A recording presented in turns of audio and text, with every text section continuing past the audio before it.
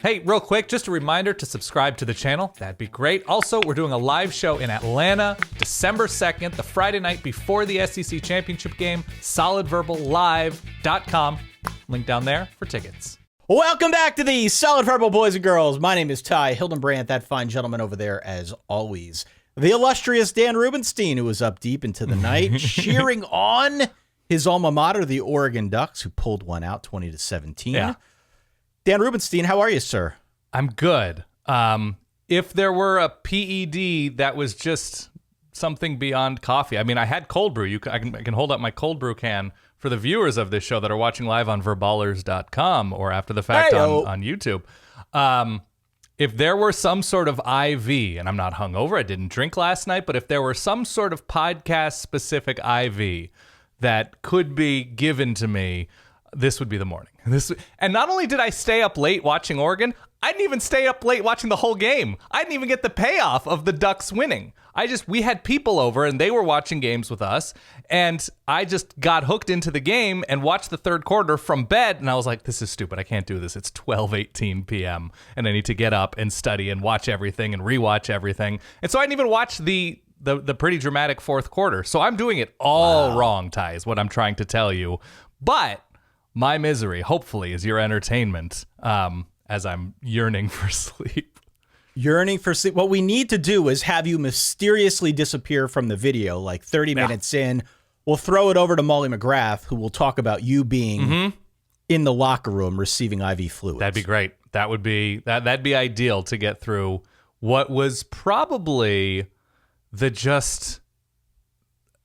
We were just tossing nicknames back and forth for whatever Saturday was, and there's no appropriate nickname. It was the wildest and best Saturday, likely, of the season, despite the fact that some high-profile teams in the SEC were not playing major games. So despite that, just the outcomes, the number of games that came down to it, and the number of high-level contenders, low-level contenders, complete non-contenders, played exciting games that came down to the finish. So I will have the natural energy needed to attack this show.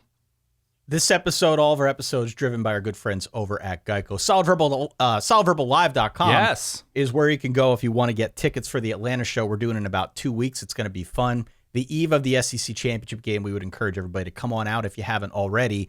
And we've got a big week ahead. SolidGiveaway.com is where you can go. We're giving away a PS5 because on Tuesday, November the 22nd, we are launching our much-awaited show, our new podcast series here over at Solid Verbal Media proper, as you know, Dan. Yeah. Extra Nuggets, the show that you do with our good friend Adam Amin. We will announce who wins that PS5 on an upcoming episode of Extra Nuggets. But go on out to solidgiveaway.com if you are ever so inclined. Yes. Dan, I think you hit it on the head. Like, in hindsight, it was skin of your teeth. It was stupid score. It was a little bit of Southwest want to get away Saturday. Right. Depending on your perspective, depending on the team that you were following. All told, 8 teams out of the top 25 lost, those being number 5, 10, 13, 14, 16, 20, 22, and 24. We have a lot to discuss on today's show. We had near misses for Michigan and TCU. We had a pair of nail biters that you can get into in the Pac-12. Some questions I think are apropos for the top 2 teams in the land, Georgia and Ohio State. But I think it is important that we start with South Carolina 63, Tennessee 38. Guess who just got murdered? What the hell was this? What the hell was this game, Dan? What the hell was this game? I don't even know what to say. What the hell was this game? This was a Spencer Rattler Saturday. This was Spencer Rattler and the offensive coaching staff and the receivers and the offensive line a mere week after looking like garbage, a mere week, deciding, let's all come together and just do one for F's sake, Ty. And I tweeted this out that Williams-Brice, win or lose and big game, little game, it always, like the environment is always there. It's always a pretty electric environment, the sandstorm stuff. But even still, like maybe it was in the wake of seeing what the Texas A&M and Kyle Field crowd looked like against UMass and then seeing what it looked like at Williams-Brice. They get up for games, and it's a testament to that fan base. And all of the sudden, After an incredibly disappointing season under center, being protected, getting it to receivers, being on the same page with his offensive coaches, Spencer Rattler is the foreman of the dime factory. He is just producing, Ty. And that he's going downfield, that he's extending plays with his legs, that I think he ran in a touchdown as well, that all of a sudden, South Carolina said, F it, let's just play football. Let's just go downfield and see what happens against a Tennessee secondary that's been beat up all year, that's given up big plays, a defense that's sort of hung out to dry at times because the offense plays so quickly and they don't have the depth to be on the field as often as they've been all season long. They've gotten it done. They've been aggressive and risky and, doing the things they should do when they don't have the kind of depth needed to play opposite their own offense. But South Carolina came in with a game plan of let's really stress these dudes out and make plays out wide in the middle of the field, down the sideline. And for as good as Hendon Hooker was, for as good as that offense seemed to be in responding for as long as they could respond, and we'll get to Hendon Hooker's injury, which was just horrible looking. South Carolina kind of treated Tennessee like they don't belong on the same field with them, which is what Tennessee had been doing to everybody else. Well, and that's what I jotted down. It was really a strange reversal of storylines here. This game, I thought, was the purest, most distilled version of all the things we thought we might have thought over the last year, right? One being Spencer Rattler could really change things for South Carolina, given where they came from. Hadn't really seen that to date. He had more interceptions than touchdowns coming into this game. He's surely better than Zebedee Bediah Nolan, who they had last year. But nonetheless, right, it still wasn't quite the heights that some had hoped for Spencer Rattler here in his time at South Carolina. We also had wondered about Tennessee's defense, like what happens genuinely if the defense stinks. Right. Hasn't really been an issue so far because they've just been blowing teams out. Nobody could run with them on offense. But in this game, the defense kind of stunk. Defense really stunk. And then the third and final thing that I know at least I've thought about, we've talked about it on the show, is what happens if something happens to Hendon Hooker. Right. Well, they're in a better position than most because we know Joe Milton's ceiling is pretty good Power 5 quarterback. Sure. But even before the injury, he didn't seem as sharp as usual. Still a decent enough stat line, but missed some throws I thought that he would normally make. And then, of course, there was a thing in the fourth quarter. So the injury that you're referring to, non-contact knee injury, puts his foot in the ground, tries to make a cut to the right, knee buckles. Didn't look good. Fingers crossed. I hope he's okay. Joe Milton did come in. He threw the touchdown. But, to your point, even though he's a decent Power 5 starter, he's still not the same. He's not going to give them the same level of production in whatever remains in Tennessee's season as Hendon Hooker. I do want to go back to the Spencer Rattler thing, though, for just a second. Floor is yours. 438 and 6 touchdowns. He didn't run one in, but he threw 6 of them. Jeez. 6 of them. He was unstoppable. It was a big deal, of course, when he transferred over from Oklahoma. The season has been mixed for a variety of reasons, many of which you went into with the line and all sorts of other stuff. We don't have to get back into that. But he is still so much better than what they had last year, despite whatever numbers he had coming into this game. It has just been a good minute since we saw this version of Spencer Rattler. If ever, he was so good in this game, and he definitely stressed out the Tennessee defense, which, by the way, wow. Yeah. Wow. South Carolina scored on 9 of their 11 drives, and one of those drives was a one-play deal that ended the first half. Thanks for coming out, Tennessee defense. This was a bloodbath. Otherwise, 63-38, your final score. South Carolina with a big upset. I think at some point there was some stat. It may have been Bud Elliott. The total number of touchdowns South Carolina had leading up to that moment in SEC play was dwarfed by the number of touchdowns they had against Tennessee alone, or it was just some sort of crazy comparison. I love the just all of the sudden in a vacuum explosion. I don't know what that's called. When something explodes in a vacuum, you would know. You're a space guy. More spontaneous combustion. Yeah, there was some sort of combustion happening in Williams-Brice. It was great to see. It was really great to see. And obviously, if you're a Tennessee fan, the easiest road to the playoff. Oh my gosh! All of the sudden, it was brutal. All they had to do was win their last 2, and that's not to say for sure that they would have gotten it. But they clearly had an inside track on it now. Now they're on the outside looking in. They've fallen all the way out of a baller top 10, which, by the way, is now Georgia, Ohio State, Michigan, TCU, 1 through 5. USC, who we're going to talk about next, moves up to number 5. By virtue of their victory, their thrilling Pac-12 After Dark victory over UCLA.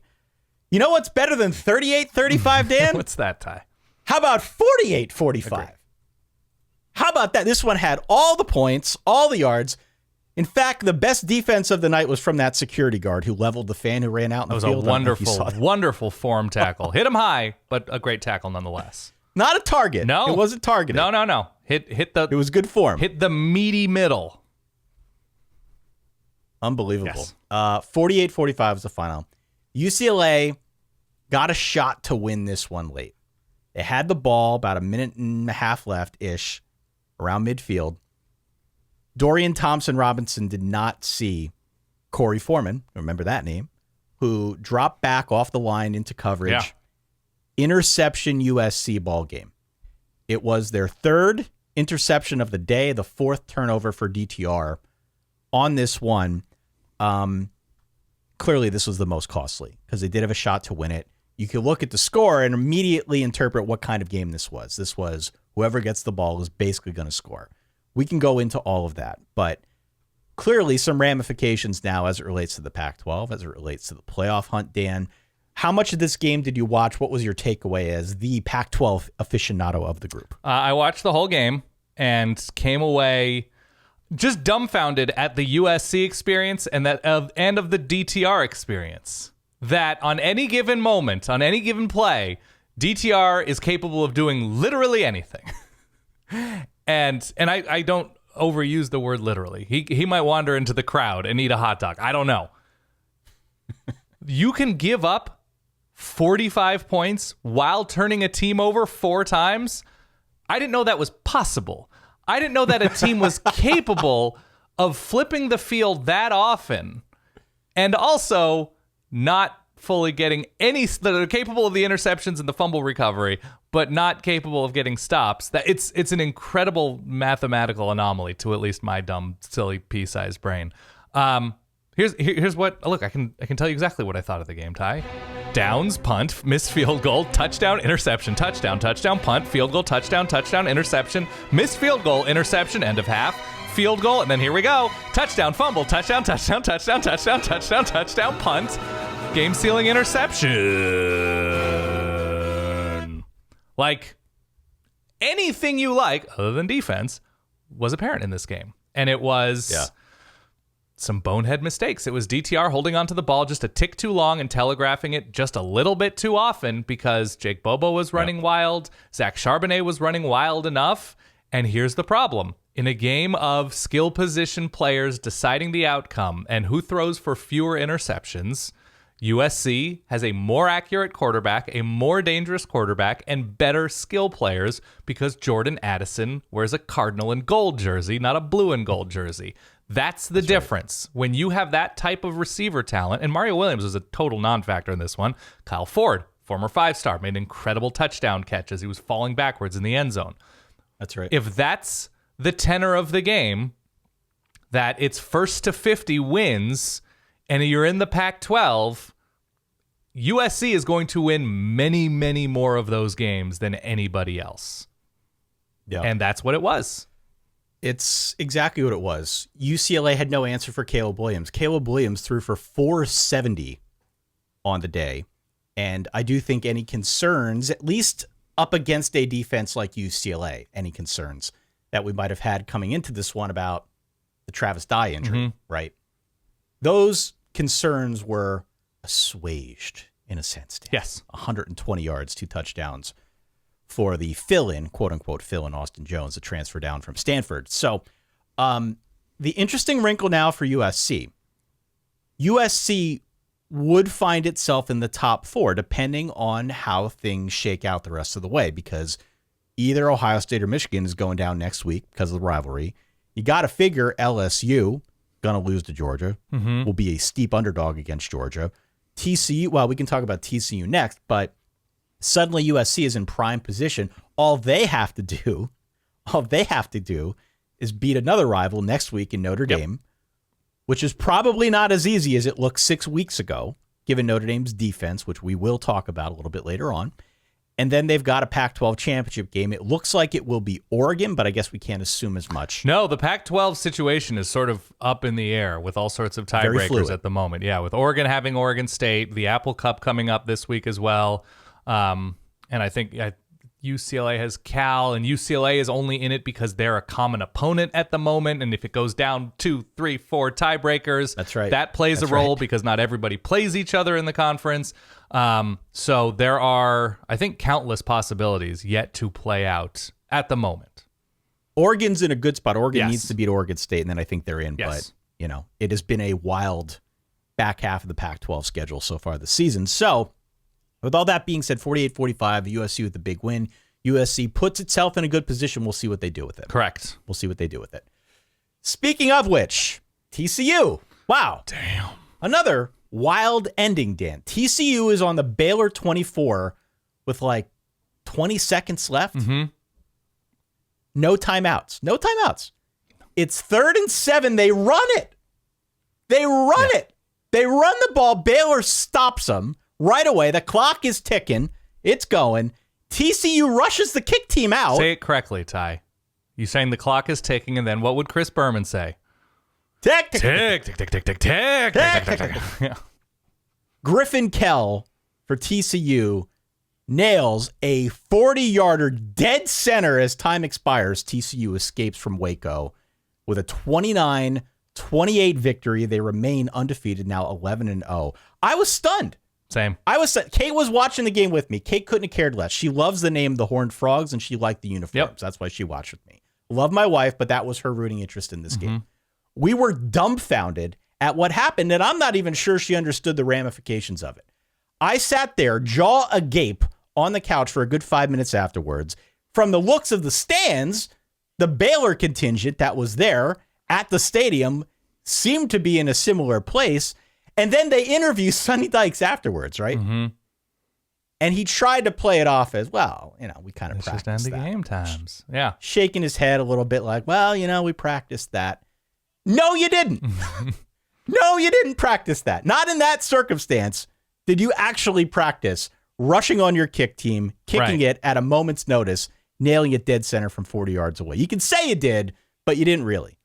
Look, wow. You can't do that. Wow. You can't rush a field goal kicking unit onto the field in perfect unison, line up, and kick a ball with perfect timing without practicing it. They do practice the hurry-up fire drill. They practiced it a little bit, but not in that circumstance. Come on. Come on. Likely not with a run leading up to it so that you can't spike it or something because it's 4th down to stop the clock before the kick. So you want to get the first down, hopefully the easiest way, but obviously running the ball takes less time, right? You're not dropping back and having seconds tick off the clock. Big picture, Baylor's offense is all over the place, and they were without, I believe, Gavin Holmes, and they ran the ball well, and they were able to make plays against this TCU defense, though Baylor, as we've talked about for a good chunk of this year, they've made some plays downfield, but there is a tendency to shorten their own field on offense, that it's a lot of shorter routes. I came up with something during the game that was extremely bad. The easy Blake oven, right? That you're not really cooking with real fire on offense. That's sort of the Blake Shapen experience right now, that he's not consistently taking chances and being as aggressive as he could be downfield. But credit TCU, because if they actually fall behind significantly in this game, this is a game they lose. But they make enough plays, and there were missed opportunities in the first half for both teams. But what was it? It was 14-all at halftime? That they were able to hang around and not get down 10, 14, 17 points and need to furiously come back, because that's when I think Baylor, because of their ability to run the ball, could have really sat on them. Yeah. So TCU not really shooting themselves in the foot beyond, I think Max Duggan threw deep into double coverage and got picked. Beyond that mistake, TCU did plenty to win this game, but as did Baylor. But I don't even know how Max Duggan marched the Frogs down the field at the end of that. I think it was scrambling. He threw the ball, into a tight window up the middle, but all of a sudden they had moved the ball 53 yards. And they're like, oh, okay, here it is. Here we go. And whatever you want to heap onto TCU or take off the table from the TCU experience, do your thing. TCU wins games. and they win them all close. But a win is a win is a win, and it's better than losing. Yeah, I feel like Baylor outplayed TCU for a good chunk of this game. You know, they got good pressure. They took away Kendry Miller and Quentin Johnston for the majority of the game. Max Duggan showed flashes of his former self. Sure. That weren't very reassuring. You know, there's still some bad habits kind of lurking there, but they also rushed for 232. Baylor did rush for 232 and 3 touchdowns. If I'm a Baylor fan, I think I'm happy with how well they played against the top 5 opponent. Probably inconsolable with the way the game ended, but, you know, albeit, I think a decent performance from the Baylor Bears. TCU, to your points, now won 5 games by 1 score. They've won 3 other games by 10 points, exactly 10 points. I am not rooting for that luck to run out. I am excited for TCU. But at some point soon, that luck's probably going to run out. The LRO experience with TCU is going to come to a culmination. Who do they finish at some with point here this week? They've got Iowa State this week at home, which, you know, who knows with Iowa State. Iowa State doesn't score points, and presumably that would not be a good matchup for them going to Fort Worth, but it is one of those seasons. We'll see. Then, of course, the Big 12 championship game before potentially a playoff berth. If the luck doesn't run out for TCU before they get to the playoff, it will against Georgia. All right, it will against Georgia. Okay. We're not there yet. Let's see if they can get to the playoff. It would still be a monster achievement to not only win the Big 12 and go undefeated and go into the playoff, but 29-28. What more can you say? They win games. They know how to win games. They win games. They're an undefeated team in a season where there aren't many, Ty. Speaking of which, in the close call department. Yes. Let's go up to Ann Arbor, Michigan, shall we? Okay. Bit of a scare in this one for Blake Corum. So Blake Corum goes down in the second quarter. Looked like he bonked his left knee on the turf. Molly McGrath said that the x-rays were negative. Good. We saw him jogging on the sidelines. He only had 1 carry for, I think, 5 yards in the second half. Hopefully he's okay for next week, but for sure more to come on that front. The bigger story, though, I think, is that Michigan kind of looked pedestrian on offense without him. And you can say it's because Illinois has got such a good defense, and that's definitely part of it.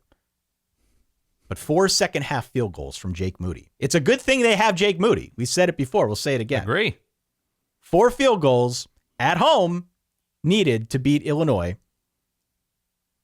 We've been wondering about this situation, have we not? Have we not been wondering about the situation where, for some reason, and you know, we didn't want it to be an injury, but for whatever reason, the Michigan rushing attack is not as potent.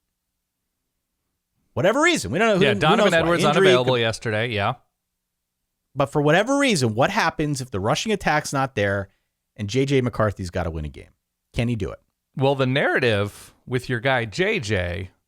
was he's the missing piece, right? He is that talent at quarterback. He is the difference. He is that upgrade over Cade McNamara with all of these talented receivers and tight ends and offensive linemen. That high-level downfield talent is the difference. Remind me again. How many touchdowns against Illinois in that second half of a big game? I believe it was 0, but I can go back through and check. Okay. Once again, a win is a win is a win. Better than losing. And if you get there via maybe a push-off pick play on a key moment. That was such a pick. The guy was blocking downfield like 8 yards. Look, a receiver is allowed to engage to get out of a press situation from a corner, but he stayed engaged. He was blocking downfield 8 yards. Yes, he was blocking downfield. And then didn't they call interference against Illinois in the next play? They were he locked arms with him a little bit. That was a little bit more defensible to me, but watching that, you're like, oh man, he just cleared him out. Okay. And Brett Bielema tweeted out again, and I actually do want to stress this. There is no one call or missed call that decides a game. It can be a thing, but never the thing, because Illinois had opportunities. Michigan had opportunities. It was a thing in a big moment. But, I noticed that live, and I was like, wait a minute. And I was like... He was 8 yards downfield. Yeah. But... It was amazing. Michigan in plus territory, the aggression, the play calling... the decisive nature or lack thereof in the passing game, they're 11-0. There's a reason they're 11-0. but it's probably not because the offense has gotten better and better about being aggressive downfield over the course of the season. If anything, they've tightened up and regressed, and Blake Corum is the shining bright star that makes this offense go. And when he's not there to grind out tough yards and turn 1st and 10 into 2nd and 3, they look very average at times on offense. And that's kind of disappointing given the talent level on this offense, because clearly, at receiver and tight end especially, they've got guys who would score a ton of touchdowns for a ton of teams. And this is not to take anything away from the Illinois defense, who have been very good all season long.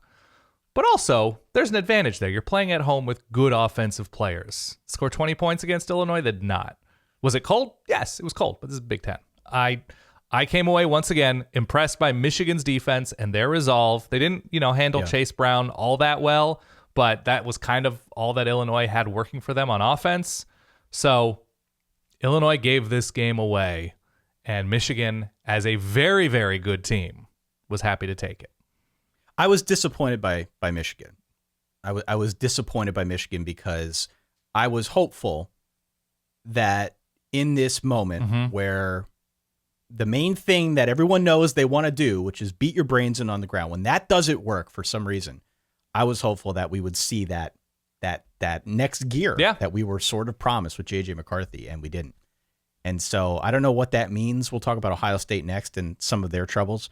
I don't know what that means going into Columbus next weekend, but doesn't leave me feeling that confident if Blake Corum's going to be out. I hope he's not. I don't want to see a shorthanded Michigan against Ohio State. That wouldn't be cool. But Here's the good news. Who knows? Here's the good news for Michigan, Ty. Ohio State isn't excellent. They're just not. Well, let's go there next. Yeah. Let's go there next. 43-30. Yeah. Ohio State beats Maryland, although that score is a little bit deceiving because there was a scoop and score at the very end that lengthened the lead or grew the lead, whatever the word is, 36-30 before this play. Ohio State was down 13-10 at halftime. They scored 33 points in the second half. 9 seconds left, I believe, is when the scoop and score happened to increase the margin of victory, if I want to be grammatically correct there. Here is what went down. Travion Henderson was held out of, I think, the back half of this game due to some of his own injury he didn't concerns. look like himself, Did not look like himself. He had 11 carries for 19 yards, something before that pull. Freshman Dallin Hayden, though, did step up, 27 carries, 146 yards, 3 touchdowns on the ground for the Buckeyes. So they were able to get enough going on the ground. But kudos to Maryland, man. Like, they played hard. They probably played well enough to win. I thought Talia looked pretty good for the most part. They're obviously super talented out wide with Dante Demas and Rakeem Jarrett. Didn't get much going on the ground. They had too many penalties. All told, though, even though they didn't win, this felt like a step forward for Mike Locksley. It felt like they were in this game. They were not outclassed. They did enough well that if they get a few breaks, if they can get a few things going, maybe they come out on the other side of this. But much to the, I guess, point of what we learned on the Michigan side, let's talk a little bit about what we learned on the Ohio State side. Yes. Because I also think you can come out of this one saying, all right, well, Maryland, they've got talent on offense. Clearly they're better on offense, but we've been led to believe the Ohio State defense is going to be better this year.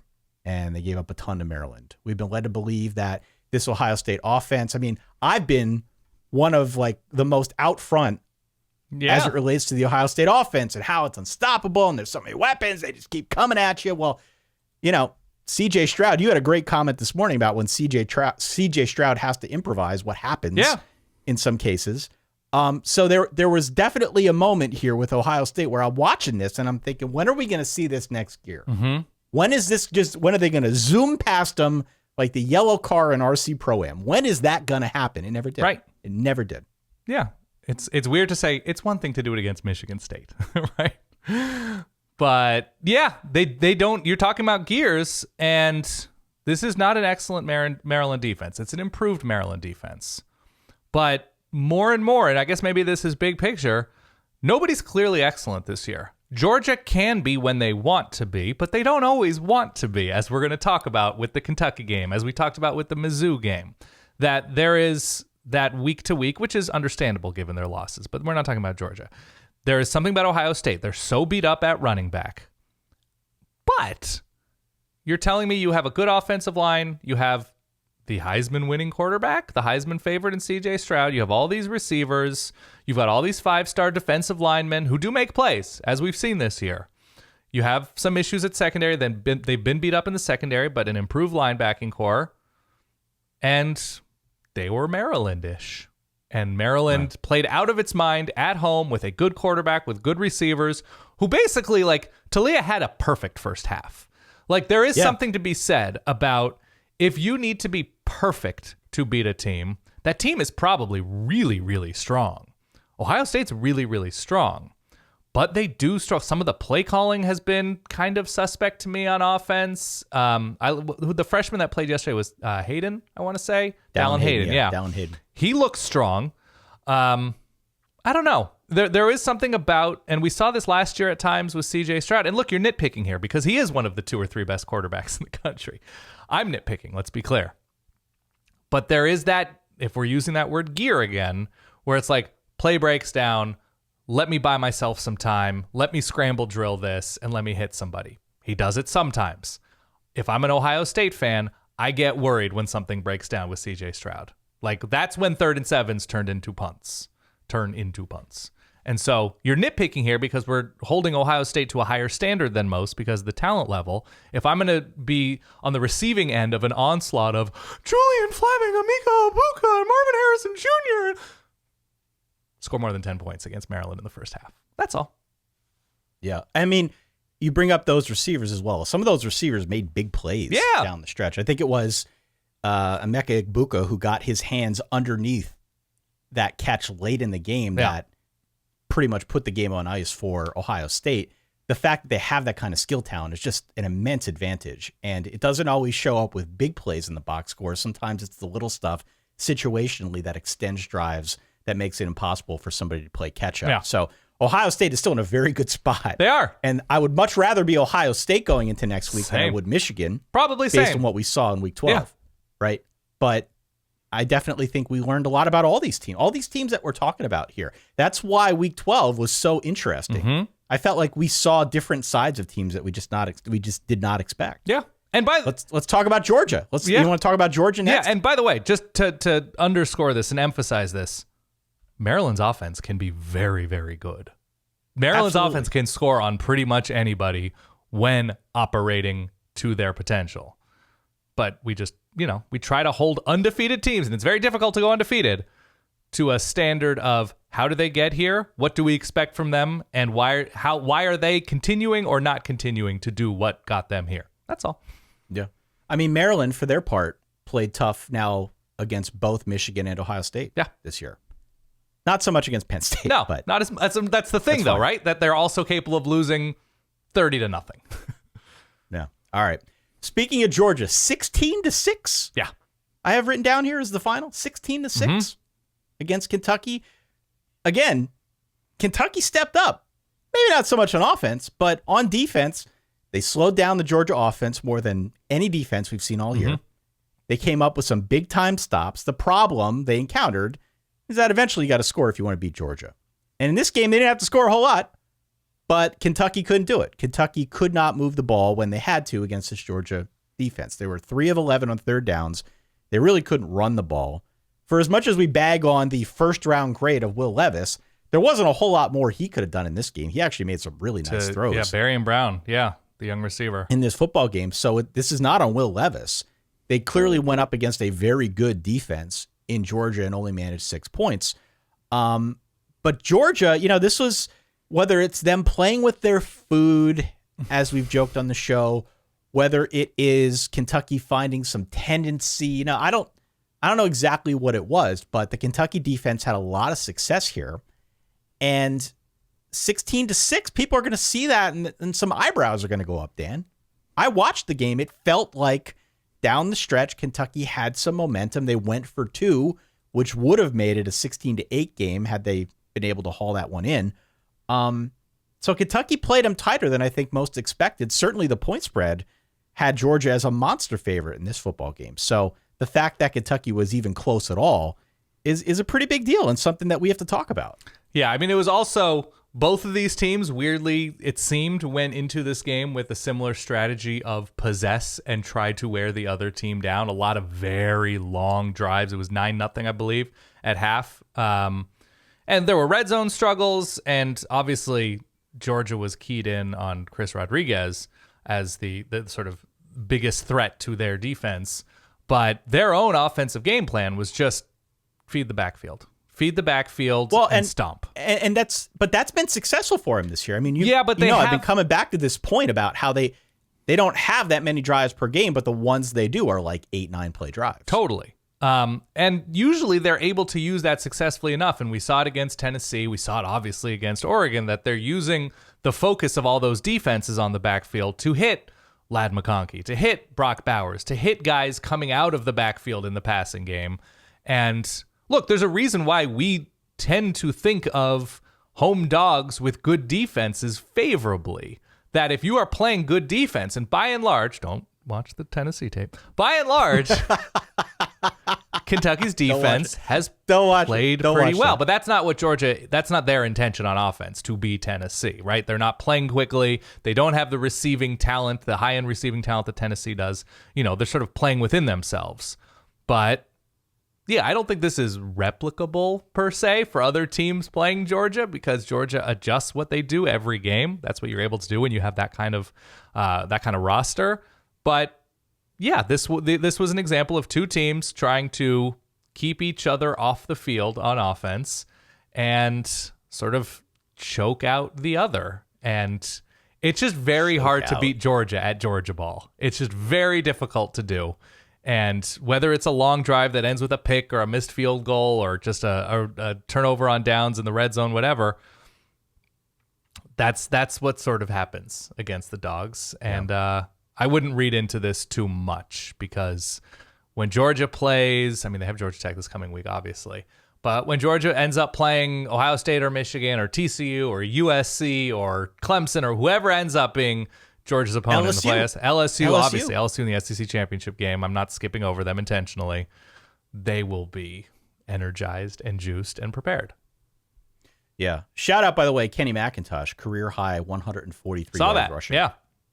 Good for him.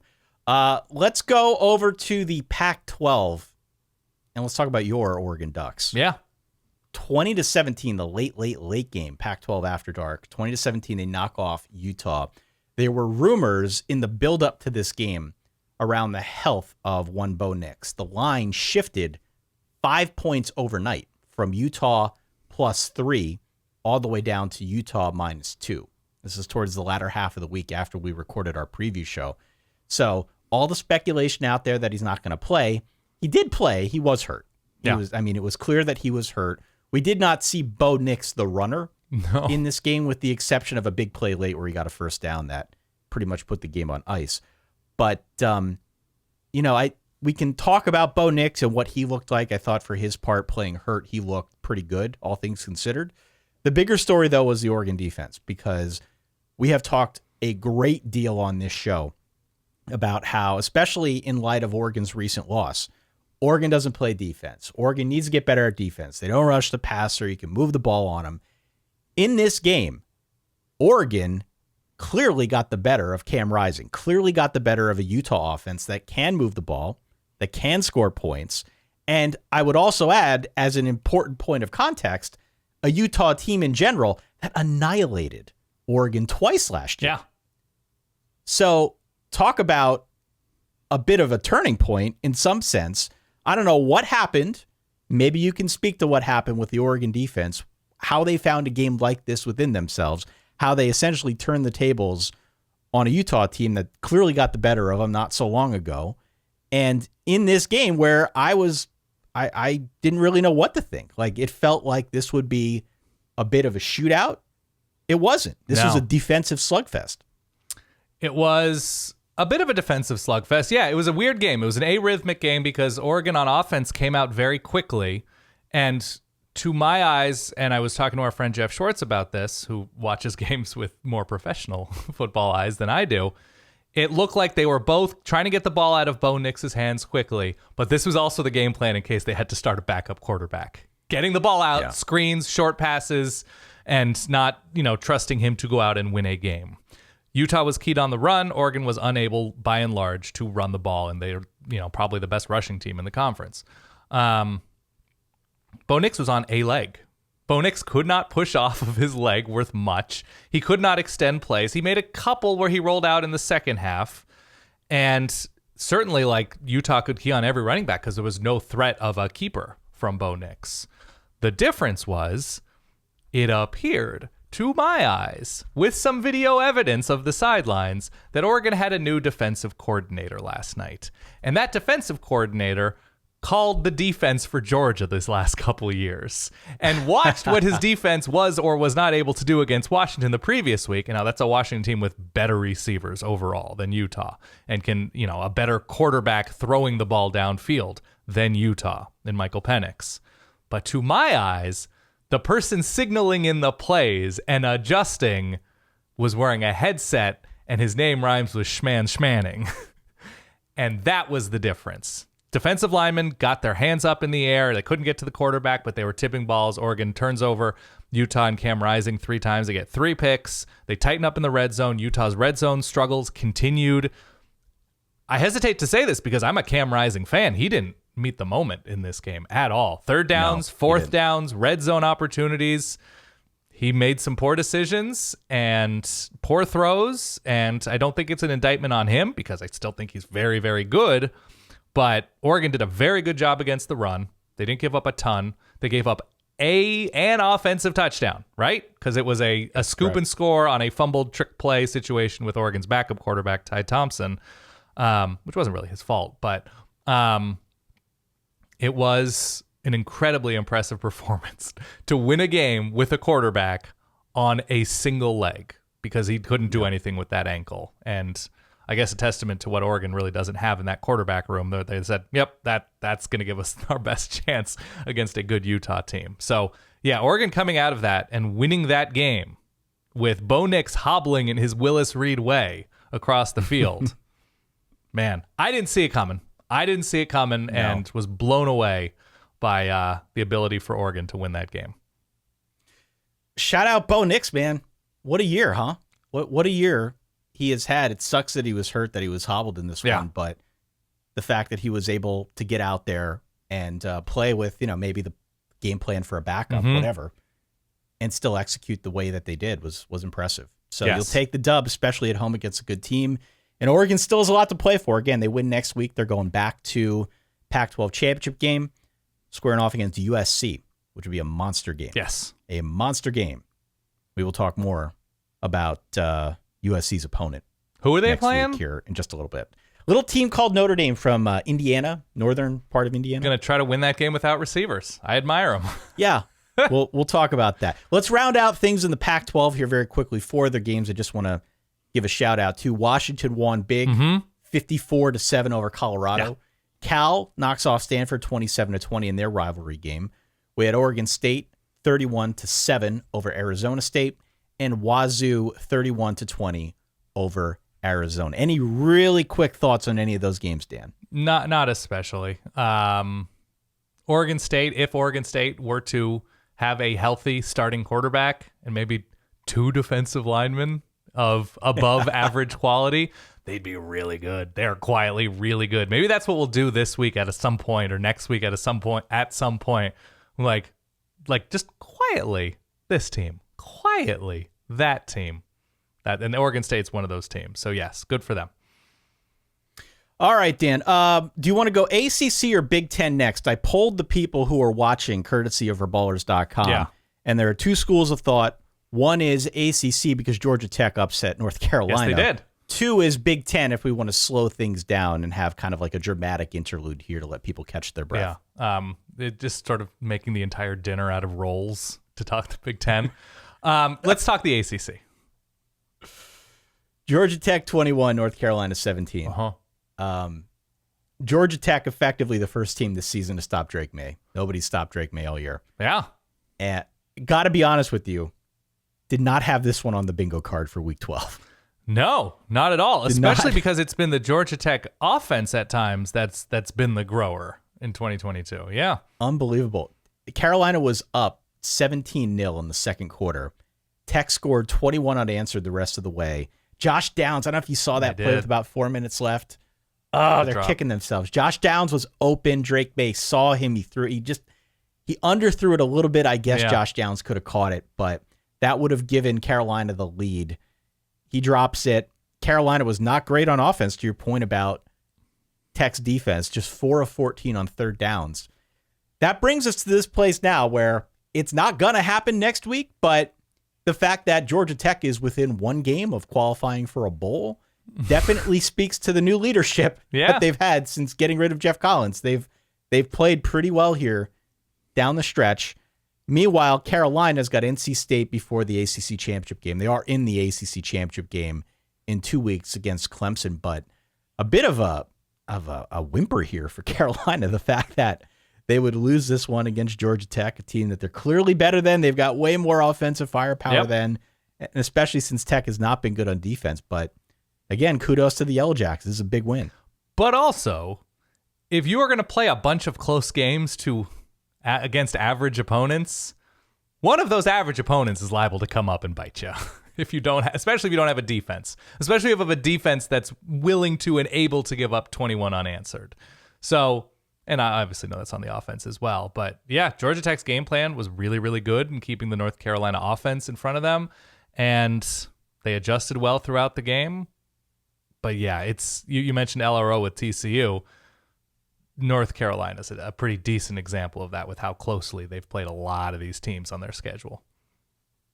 Some other action here in the ACC. We had Clemson by 30 over Miami. At one point, you messaged me. You thought Clemson was going to win 77-3. Yeah. No, they don't have a competent enough offense to do that, but that's where it seemed to be heading because of Miami's own offense. Yeah. Miami had 98 yards of offense at the end of this one. Wake Forest by 10 over Syracuse, 4 touchdown passes for Sam Hartman. This is a close game. Yeah, it was a good back and forth. Quarters. Yeah. And then Wake scored 21 points out of the chute in the second half. They built a big lead, and Cuse tried to play catch-up late, but they weren't able to. 10 catches, 119, and 3 touchdowns for A.T. Perry. Of course, the Wake receiver. Of course, the goalkeeper on my hybrid soccer roster of college football players. Congrats. Notre Dame blanked Boston College. A big defensive showing for Notre Dame, albeit against an overmatched opponent here with the Boston College offense, but Isaiah Foskey, congratulations. He breaks the all-time record for Notre Dame sacks with his 25th career sack. Take that, Justin Tuck. Take that, Tuck. Also, 3 picks for Benjamin Morris, who had 2 picks. Is it Morrison, right? Morrison, excuse me. Did I say it wrong? Yeah, I mean, first it was Tobias Merriweather, and now it's Benjamin Morris. Yeah. Benjamin Morris' son, excuse me. Had a good game here. We had Florida State 49-17 over Louisiana. Virginia Tech. Yeah. Virginia Tech beats Liberty. A nice win. Jalen Holston with 3 rushing touchdowns. And then we had 2 games just 2 very odd things that just killed me. Okay. Louisville beats NC State 25-10. Mm-hmm. Malik Cunningham doesn't play. MJ Morris does not play. So we're going to have to put the delirious thing on hold for at least another week. But there was this quote from the official AP recap of the game, and I found the video and it killed me. It just killed me. I tweeted it out. Quote, seconds before James Turner's second field goal that ended the half, a fireworks display ignited prematurely in the south end zone. Louisville never flinched. Turner made the field goal. If you go back and watch the highlights from this game, the holder catches it, and then you just hear boom. Yeah. They hit the button too soon. Yeah. The fireworks, they went off in the middle of it. That was only outdone by what happened in the Pitt game. So in the Pitt game, there were pigeons that were swarming the field because they just laid down new sod. Mm-hmm. And so I tweeted this out as well from our Solid Verbal account. But if you look, there are plays throughout the game where they couldn't get the pigeons off the field, Dan. I don't know if they need to get one of them decoy owls. One of them owls. Or one of them decoy foxes, whatever it is. Mm-hmm. If they got to put that out there by the pylons or in place of maybe the 1st and 10 markers. Mm-hmm. But they had a pigeon problem up there at Pitt as Pitt won 28-26. Nice win for Pitt. They ran all over Duke, and that's what you probably should do when the passing game is struggling as much as it is with consistency for Pitt. But yeah, Duke. I think that Duke was down a chunk. Were they not in this game? Duke scored a touchdown with 47 seconds left to pull it within 2. Right. They could have tied it. Mm-hmm. They could have tied it. They went for 2. They tried a Philly special that did not work at all. And then Pitt recovered the onside kick and the game was over. Yeah, this is on my to-do list. I did not watch this game. Otherwise, I don't think there was a lot to take away from. Yeah, Florida State won easily. It was an offensive showcase. Once again, they've gotten to be very good on offense. Louisville, I only watched a little bit of. It seemed like they just could do whatever they wanted on the ground eventually with NC State. I watched a little bit of Wake Syracuse. It was nice to see Garrett Schrader back to Garrett Schrader form, the better of Garrett Schrader. I was going to say Jay Schrader of Garrett Schrader form, hitting Oronde Gadsden often enough. But with Wake Forest, anything can happen in that second half. Anything is on the table with Wake Forest. Good things, bad things, unusual things. We got you. Wake Forest is there. I am going to try my best to spin positive about Miami, who I think had a collective, if you include penalties, -5 yards in the first half. That seems bad. Just walking backwards 15 feet. Is Miami a pack it up, pack it in team?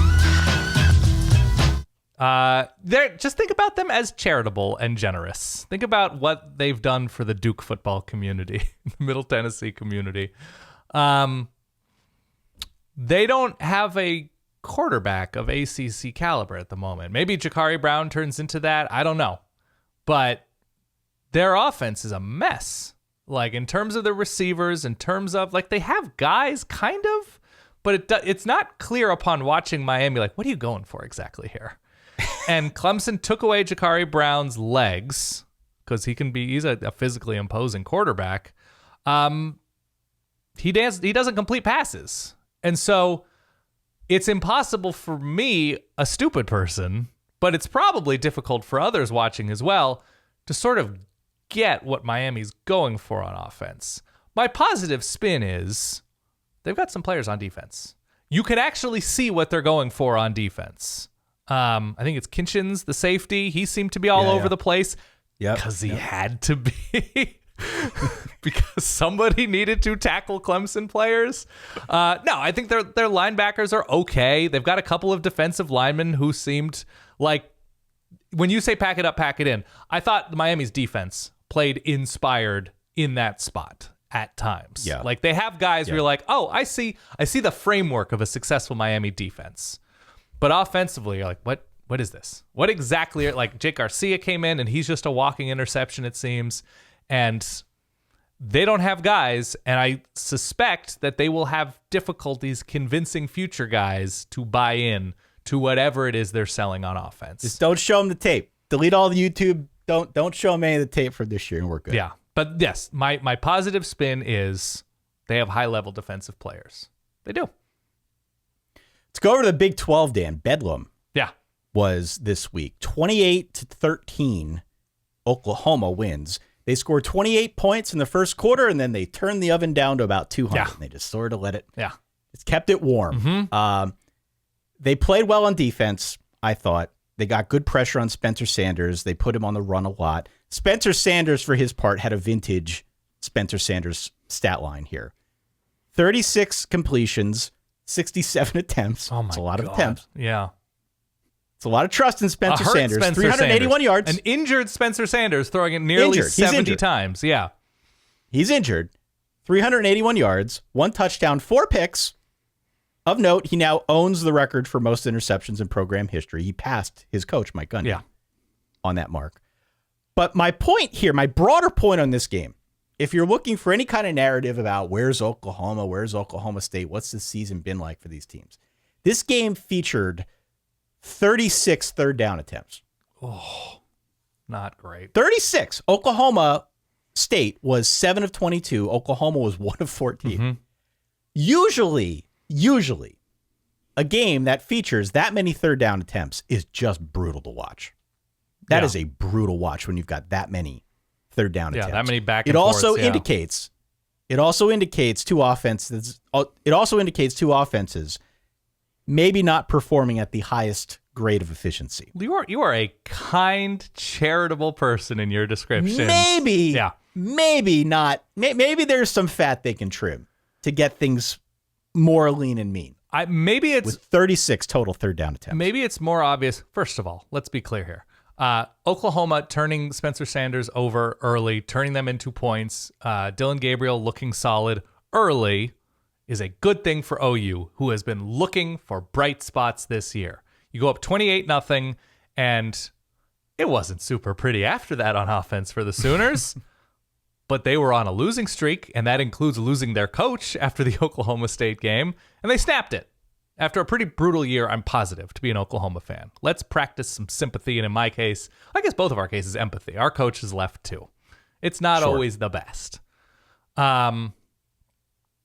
Oklahoma State did a good job adjusting on defense. I'm positive Oklahoma State fans can speak to this more than either one of us can.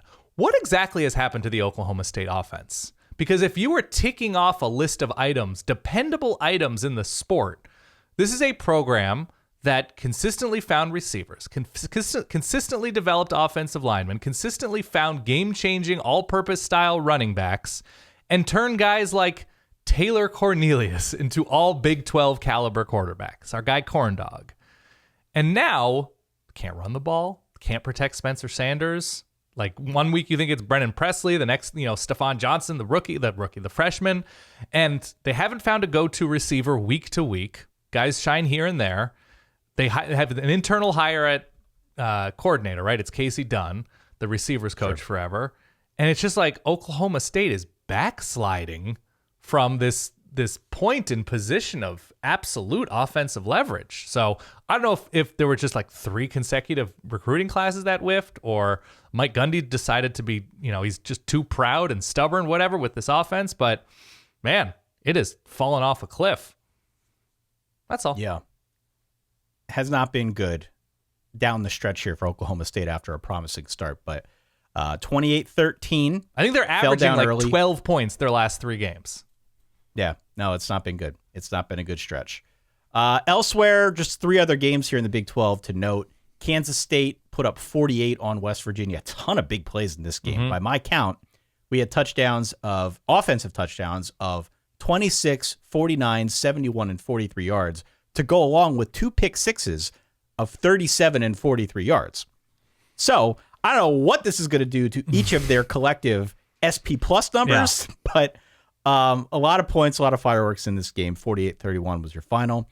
We had Texas 55, Kansas 14, 25 carries, 243 yards, and 4 touchdowns for Bijan Robinson. 427 yards and 6 touchdowns on the ground as a whole for the Texas Longhorns. Quinn Ewers only threw for 107 yards. Didn't really have to do much because Texas scored on 9 of their 11 drives in this one, but they went big over Kansas. Notably on the Kansas side, Jalen Daniels came back and was fine, but it really was a case of the Texas offense just being way too much for Kansas on defense to handle.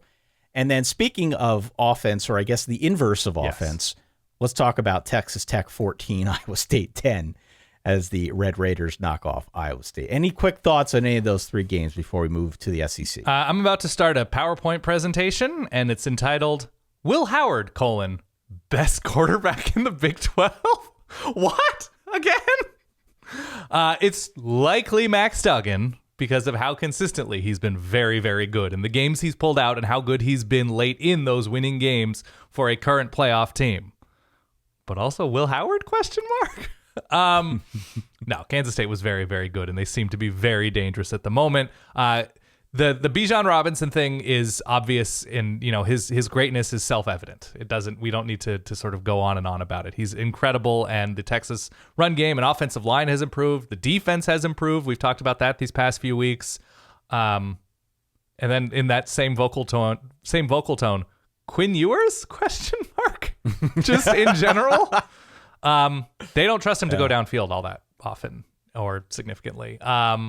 And something tells me Steve Sarkisian, who always makes a point of saying, I prefer to pass to receivers who are in motion running. That's what he wants to do.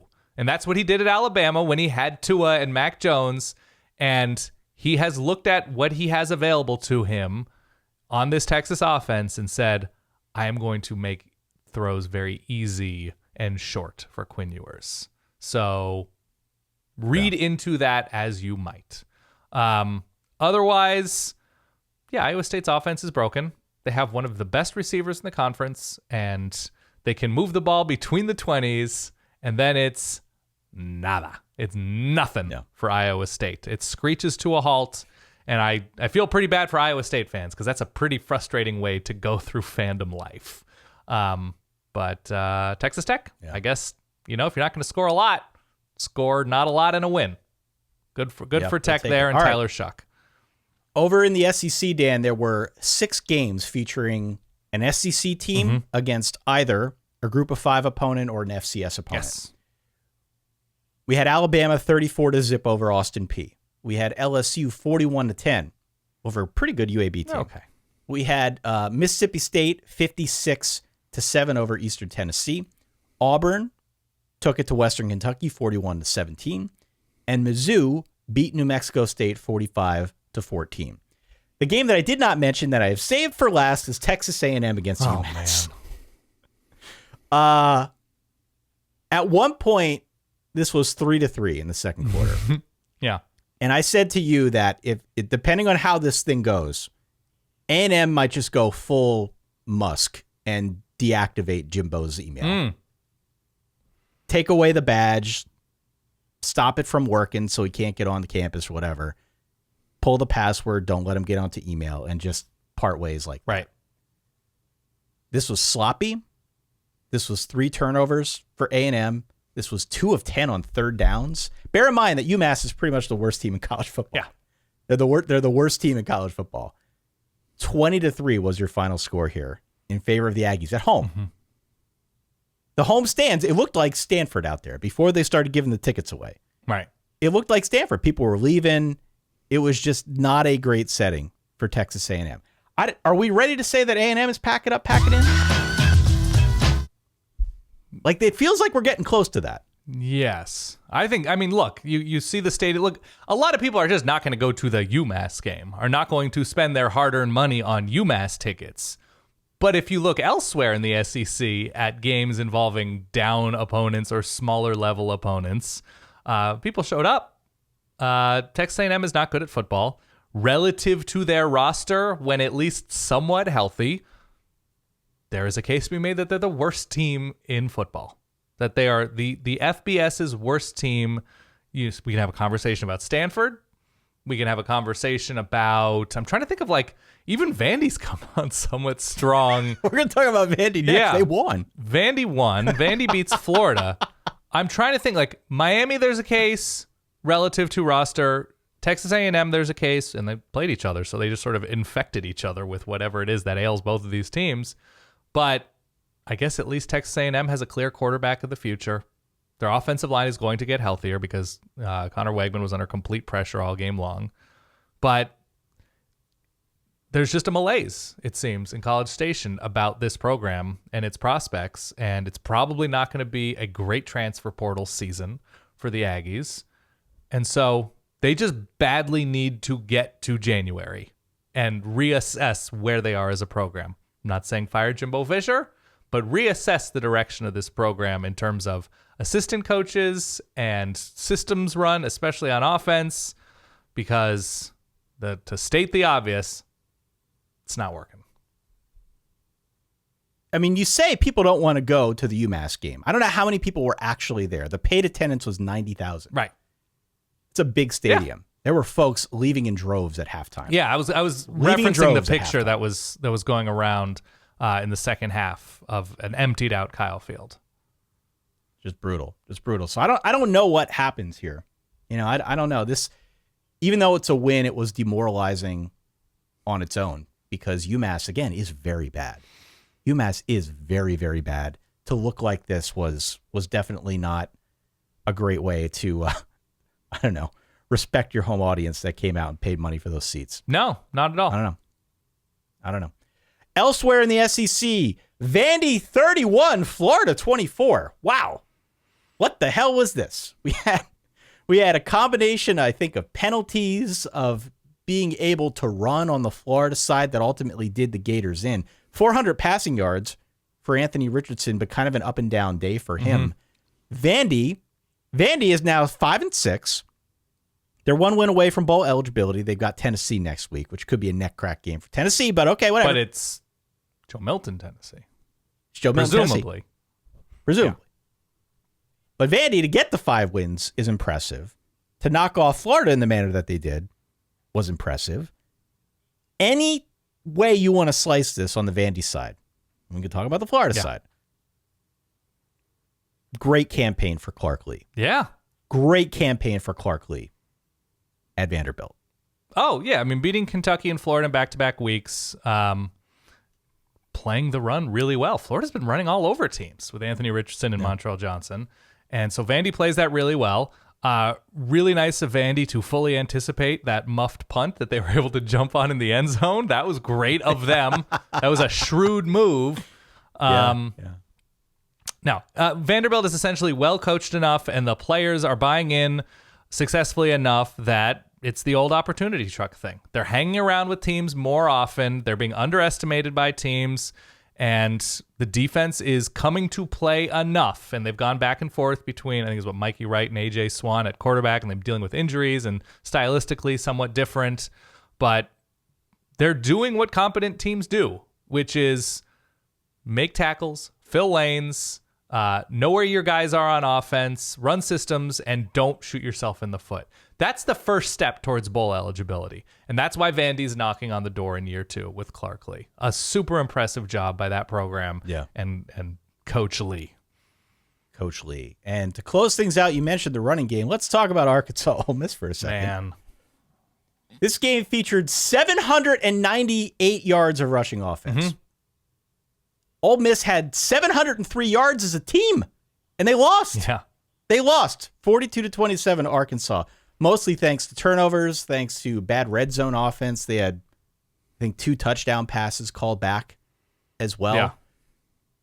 Raheem/Rocket Sanders. I don't know how I missed the Rocket Sanders nickname. That's great. And I missed it all year. I love it. 232, 3 touchdowns on the ground for the Hogs. The Hogs, I think, have effectively now snapped out of whatever funk they were in when they lost to Liberty a couple weeks ago. So good on them, 42 points. This is a nice showing. On the Ole Miss side, to have both Judkins and Zach Evans go over 200 yards on the ground and still lose is sort of demoralizing. It is sort of demoralizing to lose, especially with the start to the season that they had, to go into a place, like Fayetteville, and I think rightfully expect to win, just not be able to get it. Yeah, I mean, look, did they have 12 penalties in this game? Not all the calls were great, but they made a number of mistakes that backed them up. Jackson Dart had, a fumble and a pick, lost fumble and obviously lost a pick, and I think was it Quinshon Judkins who had the other fumble? Look, whatever funk Arkansas was in was aided by the fact that their all-SEC caliber quarterback was missing. And so KJ Jefferson back is a big deal. And they jump out to, a 28-6 lead or something like that? I mean, they were up 42-6 going into the fourth quarter. 42-6. Okay. Which is the other thing that we should mention. I don't want to play pack it up, pack it in yet. Right. For Ole Miss, but whenever you go down 42-6 in a big game, or meaningful game, still have a lot to play for. There is something Not great. There is something wonderful about this annual matchup that has given us the most insane endings of the games, or the most insane box scores, the most insane backs and forth. I don't know, back and forths. I love it. I love Ole Miss Arkansas. It is low key one of the most entertaining games we get as a college football fan base. That's all. And that's because of KJ Jefferson, Rocket Sanders, and Quinshon Judkins, and Zach Evans, and whoever else is suiting up for these two teams. Matt Corral. I'm great with it. All right, let's close things out with the Big Ten. We had Penn State 55, Rutgers 10, Iowa 13, Minnesota 10. Good Lord. Mm-hmm. We had Purdue 17-9 over Northwestern, Wisconsin 15-14 over Nebraska, and Indiana 39-31 in double OT. The silliest game of the over day, the Michigan arguably. State Spartans. Yeah. You watched this game this morning, didn't you? I did. I watched this game this morning. It was like Michigan State as a roster decided to bet against itself. And hopefully today they are all billionaires. Because, man, did they lose this game in like 44 different ways. Indiana was starting Dexter Williams. That was their quarterback in this one. He completed 2 passes in regulation. They went full army with the offense. Yes, but they got a kickoff return touchdown. They got a fumble from a Michigan State kick return. Michigan State missed I believe it was a 22-yard potential game-winning field goal near the ending buzzer. And it took double overtime. It took snow. It took, Sean Shivers. Like, all different things came together for Indiana. Indiana was outgained by like 285 yards or something in this game in a winning effort. This game was pure madness. And Michigan State now, I think, needs to beat Penn State to get bowl eligible in the land-grant game next week, which is always weird and entertaining. I will be watching. There is a case to be made that Evan Hull, Northwestern's starting running back, is the best running back in college football because nothing is stacked up against a running back like it is for Evan Hull, who I think was standing beside the 3rd-string quarterback, I want to say. No Helinski, no, I think it's Brendan Sullivan, the backup, and it was number 3 on the depth chart. And did he still go over 100 yards against Purdue? He went over 100 yards, yeah. He just might be, and he had a good game against Ohio State in the Hurricane. He, pound for pound, Evan Hull, okay, so maybe he's not the best. He might have the most impressive, he might have had the most impressive season of any running back in America. I mean, we could play this. Yeah. I mean, his stats aren't crazy, but just what he's up against is significant. I did see Purdue had a pick 6 called back for high stepping. Good job, guys. What a weird You're fixing week the of sport. Football. What a weird week of football. Yes. What else happened in the Big Ten? I mentioned Michigan State. We talked about Michigan. I don't think there was anything to take away from the Penn State game. It was relatively close after a quarter. Then they poured it on largely on the ground. If I assume you paid more attention than I did. Yeah, 237 and 3 touchdowns on the ground for Penn State. Penn State outscored Rutgers, I think, 27-0 in the second half to pull away there. What about the Iowa-Minnesota game? Let's talk Iowa-Minnesota. I think Iowa, I don't think it's decided, but they seem to be in decent control to win the Big Ten West at the moment, if I'm reading this correctly. As much control as one can have. As much control as one could have. They finish, of course, with Nebraska, and this was a win from the jaws of, I don't know what happened in this game, but Spencer Petras was good. Spencer Petras made plays. 2 large tight ends, to be clear. But the defense stepped up against Minnesota, who basically had to, once again, build the whole plane out of Mo Ibrahim, who he's really good. But if you're going to string together, it was like a 9-minute drive, a 16-play drive. Like, the more plays you have to run on offense, the likelier it is that something will go wrong. And I think he had a kind of a back-breaking fumble inside the 15, 10, 12, I don't know, wherever it was. And Minnesota just doesn't have a passing attack at all. They just don't. And that's very difficult to beat Iowa without one. And it's difficult to beat Iowa with one as well. But Iowa winning this game was almost inexplicable when you looked at the back and forth of everything. But that's how Iowa prefers it, I guess. 13-10 Hawks, and they move on a step closer to Indy. Yeah, for what it's worth, by the way, you mentioned Mo Ibrahim. 263 on the ground. Totally. 263 and 1 touchdown. So he did his part, but just can't do it all. Needs a little bit of a compliment. Minnesota, in order to make things go. Minnesota has maybe one of the best 15 defenses in the country and one of the most put everything on my shoulders running backs in the country. And Tanner Morgan being hurt, Chris Ottman Bell being hurt certainly doesn't help. But that they can't finish games, that they can't pull out more wins with that starting point, it's kind of a bummer. And I have no ties to Minnesota at all, but yeah, sucks to see. Yeah. And the final point here before we just rattle off a couple other games that took place around college football. Wisconsin 15, Nebraska 14. Did want to mention here that Graham Mertz ran it in from 1 yard out with about 30 seconds left to get the dub for Wisconsin. They ran for 235. Braylon Allen left with an apparent leg injury. Have not heard his status, but hope he is okay. Elsewhere around college football, I have a few others that I noted. Ready. Of course, outside of the Lafayette 14-11 triumph over Lehigh. Boom! Once again. Perhaps a bit of a Patriot League scoregami. We had Army 34-17 over UConn. We had Navy knocking off UCF, number 20. UCF 17-14. Cincinnati won 23-3 over Temple. Tulane won earlier in the week. Big win, 59-24 over SMU. Don't know if there were any other games that you wanted to call out, Dan, but that's all I got on my list. Specifically in the American, as you know, as a Notre Dame fan, Navy randomly has a really good defense this year, especially against the run. And so when John Rice Plumlee is saying to himself, well, I should just run it, and it's not working, then it's Mikey Keene time. And that was not enough. Navy wins this game. How many passes did Navy complete in this game? In a win over the then Group of 5 New Year's 6 bowl team, Navy completed 0 passes. And you must be saying to yourself, well, why pass it when you can stomp somebody on the ground? 3.9 yards per carry. Navy did the bare minimum to beat UCF. It wasn't even that they had 0 completions. They had one attempt. They had that one Just singular one attempt. Yeah, Mikey Keene was a little bit more successful through the air than John Rice Plumlee was, but not by much. Otherwise, I saw Ben Bryant got hurt for Cincinnati. I'm not sure the nature of his injury. Evan Prater came in relief. Houston decided randomly to field a defense after giving up what they did to Tanner Mordecai a couple weeks ago, and they stomp ECU 42-3. Memphis had North Alabama, and they stomped them. You mentioned Tulane taking it to SMU. Tulsa with an impressive win, 48-42 against USF, who obviously has fired their coach. In the Mountain West, we had kind of a fun. San Diego State scored 34 points again.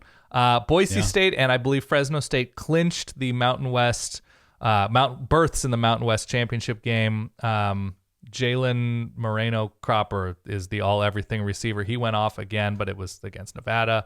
Utah State gets bowl eligible. They've had a rough go of it this year, but they're 5-2 in the Mountain West. They take down San Jose State.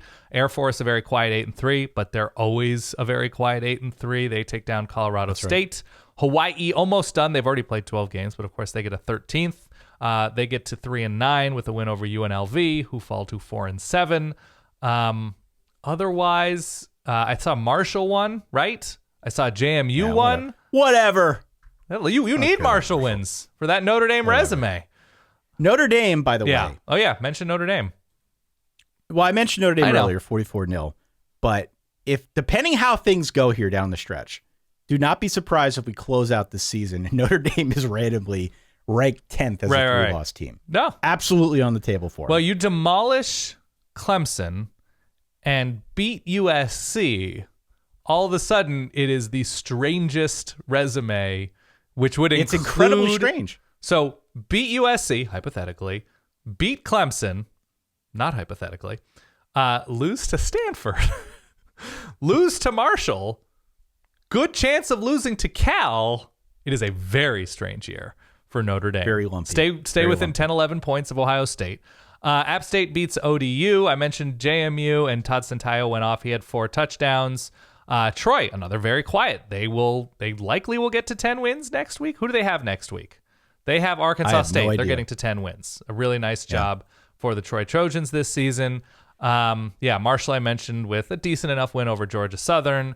Of course, Coastal was scheduled to play Virginia. Did you see what Pac-12 teams did, by the way? I mean, you saw a lot of the Virginia stickers on helmets, which I thought was a really nice gesture, just to sort of show the cohesive nature of the sport. I saw Pac-12 teams, home teams, marked the 15 and I think the 41 yard lines, or they painted the hashes orange in honor of Virginia. So, nice symbols of a pretty awful situation. Tough stuff. Otherwise, in the sport you mentioned, well, we got to get to Reverbs. Dan. We can get to Reverbs now. Let's do it. Week 12 Reverbs had a great batch. Let's do it. Here's what you all had to say. Dashing through the snow, Bert Emanuel on his way. Touchdowns, here we go. Action all the way. Control may have lost, but fired up for life. What fun it is to sit and watch some action on a weeknight. Dan, Ty, it's Mitch from Scottsdale, Arizona. This is Andy in Minnesota. If a football game looks cold outside and the two teams are struggling to get to 20 points, it must be a November Saturday in the Big Ten. This is Jay in Ann Arbor. I really appreciate Michigan lulling Ohio State into a false sense of security. Jim Harbaugh is playing 4D chess like Ryan Day never could. Go Blue, baby. I've never enjoyed a 20-degree walk after an absolutely ugly game, but it's a win. Win your clunkers. We began the season with the gentleman's touchdown. Today we iced our own kicker. We now control our own destiny to the Big Ten championship. What the heck, Iowa football? Go Hawks. I'm Mo Ibrahim in a losing effort. Insert horn. I ran about 5.5 miles in the 15-degree weather this morning, but I'd rather it be 10 degrees colder than watch Purdue play yet another clunker in their effort to win the Big Ten West. I'm just going to leave the exact same reverb that I did last year at this time when we lost to Wisconsin. Once again, we found a way to snatch defeat from the jaws of victory against the Badgers, and really have nothing else to say on the matter. Iowa has bad corn. Go Big Red. I'm just wondering how badly you have to beat Nebraska to get Nebraska-itis. What happens when you only barely win? Asking for a friend. My Yellow Jackets just scored 21 unanswered points, and I know we're going to lose to Georgia and not go bowling, but just give me this right now. Tennessee only gave up 63 points, but it feels like 98. Is it my 37th birthday? Yeah. Are there bodily fluids of an indeterminate origin on my pants? Sure. Did South Carolina just upset number 5 Tennessee? Absolutely. Spurs up. Have we tried turning Florida off and turning them back on again? It seems like they need a reboot. I was all worried all week because Dorian Thompson-Robinson said they were going to put 60 on USC. Would have been a lot more relieved if I knew it was going to be turnovers. Right on. You know who doesn't lose to food? The UTSA Roadrunners. Meet, folks. I don't know about you, but I'm feeling TCU. That's right, Kansas. That's exactly right, Kansas. Take that, Kansas. Oh, God, what is happening to my life? Hey, Dan. No matter what the outcome of tonight's Ducks game is, aren't Saturdays so much more enjoyable when you don't have to watch a Mario Cristo Butt team attempt to play offense? Cristo Butt. We close things out with Cristo Butt. Yeah, they are. To be clear, I watched my chosen squad, my school, proud alumnus, with a quarterback on a single leg, beat a team that demolished this school twice at the end of last year. Wonder what changed. That's all. Dan, before we let the fine people go. Who do we got this week? Jake Moody, Spencer Rattler, your guy Benjamin Morrison at Notre Dame. How about Jack Campbell for Iowa? Always getting in passing lanes. Maybe just the TCU fire drill field goal team. That was rock solid yesterday to watch. How about Dallin Hayden for Ohio State? I'm not sure they win that game without him. Who I saw Mekhi Shaw was a suggestion, a San Diego State walk-on receiver who went off. Yeah. Caleb Williams, I mean, you got to retire him soon probably, but he was unbelievable for USC in a huge game in a huge moment. Bennett Williams for Oregon, the safety who was called out after the Washington game. He has 14 tackles and 2 interceptions against Utah. I'm just, I'm going to give 2 Ducks dudes because Bo Nix, man. Bo Nix on one leg beating a top 15 team. You don't see that a lot. One-legged Bo Nix. There you go. Yeah. All right, so here is the way it's going to work for us over the span of the next week. Of course, it being Thanksgiving here in the good old US of A. Dan and I are actually going to hop back on early-ish yes. on Monday. And we are going to give a very quick, very brief, very reactive preview of the upcoming rivalry week in college football. Of course, the games start on Thursday. They play on Friday. They also play on Saturday. Mm-hmm. So as is kind of our typical rhythm here on the show, every year we try to put out that rivalry week show a little bit early. So we're going to record it on Monday. It will drop for the general public on Tuesday. And of course, Dan, as is now our parlance here on verballers.com, you'll be able to access that early if you go on out and sign up for our Patreon at verballers.com. We will be doing our normal Thursday Spotify show on Tuesday evening with a special guest. Hey! So make sure you stop by 8 p.m. Eastern over on Spotify. We'll be doing our show. Again, it's still called College Football Thursdays. Right. But we're going to be doing it on Tuesday nights so that we're not doing it on Thanksgiving. Right. That would not be a great setup for you or I or anyone who likes to listen to the Right. show. solidverbal.com/Spotify. And last but certainly not least, listen to me. 2 important housekeeping notes. Solidgiveaway.com.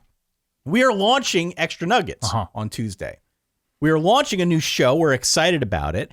We hope you are as excited as we are. Tell your friends. Go to solidgiveaway.com. We're giving away a PS freaking 5. Holy hell. I got it downstairs. This is real. You're ready Totally to real. ship it out. I'm ready to ship it. The PS5, it comes with the game. You also get a $100 PlayStation Store gift card with this thing. Damn. So just in time for the holiday season, our gift to you, all you got to do is go to solidgiveaway.com, complete a few quick and free and easy steps in celebration of us launching this new show, Extra Nuggets. This is what we're doing. We went nuts, giving away a PS5. Solidgiveaway.com. One more chance. And last but certainly not least, solidverballive.com or smelltieshair.com. We have begun preparations for the live show in Atlanta. It's going to be a ton of fun. December the 2nd, Friday night, Terminal West. Hopefully we'll see you there if you're coming out for the game, for the SEC game, or if you just live in the greater Atlanta metro area, or if you're somewhere within a driving distance that is not uncomfortable. Come on out and see us, solidverballive.com. That's all I have, Ty. That's all I got. A weird week of games. The best. Whatever you want to call it.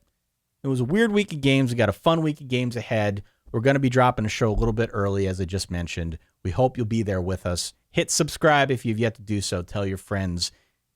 Every little bit helps. We're trying to grow the Verballerhood. For that guy over there, my good friend, Dan Rubenstein. For myself, Ty Hildenbrandt.